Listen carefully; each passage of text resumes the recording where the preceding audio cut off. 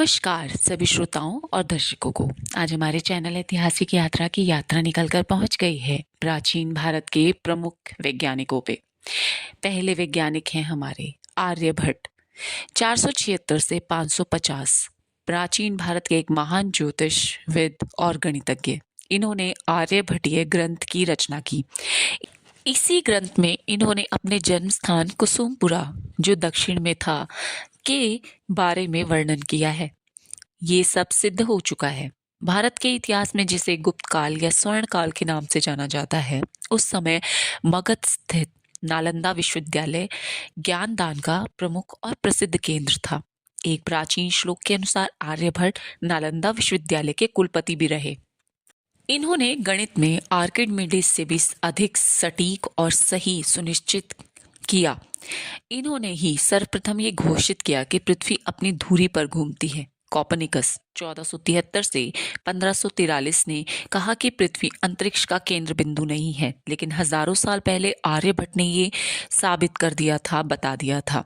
गोलपाद में आर्यभट्ट ने लिखा है कि जब एक नाव लेकर धारा के प्रवाह के साथ बहता चलता है तो उसे सभी कुछ, जैसे पेड़ पौधे, उल्टी दिशा में पीछे दौड़ते हुए दिखते हैं।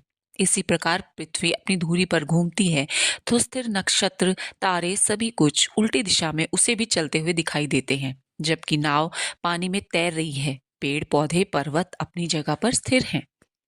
सुश्रुत प्राचीन भारत के महान चिकित्सा शास्त्री एवं शल्य चिकित्सक थे।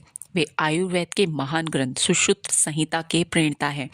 इनको शल्य चिकित्सा का जनक भी कहा जाता है। आज से लगभग 2800 साल पहले प्लास्टिक सर्जरी की सुश्रुत को सही जानकारी थी। सुश्रुत जी का जन्म 6ठी शताब्दी ईसा पूर्व में काशी में हुआ था। इन्होंने धन्वंतरी से शिक्षा प्राप्त की थी।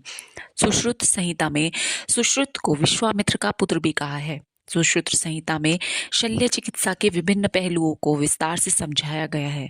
स्किल ट्रीटमेंट के लिए सुश्रुत 125 तरह के इक्विपमेंट यूज करते थे। ये उपकरण विशेष प्रकार के चाकू, सुइयां, चिमटियां आदि थे। सुश्रुत ने 300 प्रकार के ऑपरेशन प्रक्रियाओं की खोज की थी।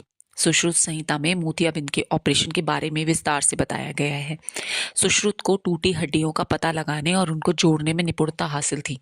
वो आज के डॉक्टरों की तरह नहीं थे कि बिना एक्सरे किए हम कुछ नहीं करेंगे भैया, पहले एक्सरे करा के लाओ तब तो कुछ पता चले। चरक एक महर्षि एवं आयुर्वेद विशारद के रूप में विश्वविख्यात। वे कुषाण राज्य के राज्यवैद भी थे।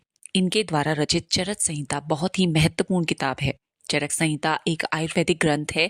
इसमें रोगनाशक एवं रोग निरोधक दवाओं का उल्लेख मिलता है तथा सोना, चांदी, लोहा, पारा आदि धातुओं के भस्म और उनके उपयोग का वर्णन मिलता है।